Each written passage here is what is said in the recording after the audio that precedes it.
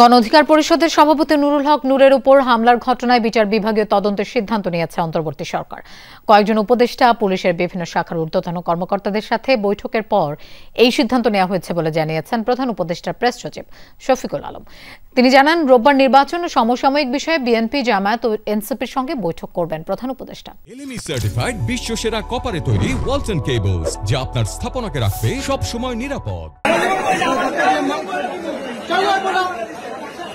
জাতীয় পার্টির কার্যালয়ের সামনে শুক্রবার হামলার শিকার হন গণ অধিকার পরিষদের সভাপতি নুরুল হক নূর। পুলিশ ও সেনা সদস্যদের মারধরের শিকার হন তিনি। ঢাকা মেডিকেলে চলছে তার চিকিৎসা।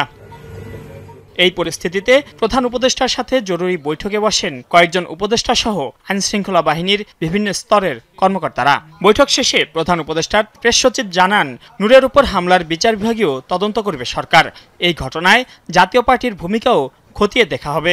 এই ঘটনার উপরে একটি জুডিশিয়াল তদন্তের সিদ্ধান্ত হয়েছে এবং এই তদন্ত ইম্পার্শিয়াল জুডিশিয়াল তদন্তটা করবেন হচ্ছে একজন হাইকোর্টের জাস্টিসের নেতৃত্বে এই তদন্ত হবে।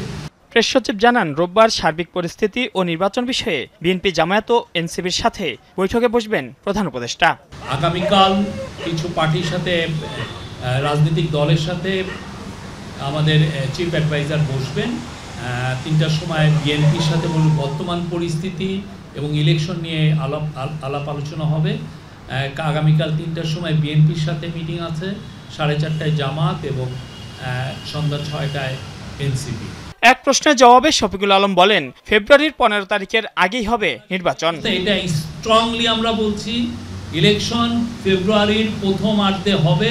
এই কোনো শক্তি না এটা প্রতিহত করতে পারবে। ইলেকশন ঠিক ফেব্রুয়ারির 15 তারিখের আগে হবে, ফেব্রুয়ারির প্রথমার্ধে হবে। কোনো ধরনের কনস্পিরেসি এটাকে থামাতে পারবে না।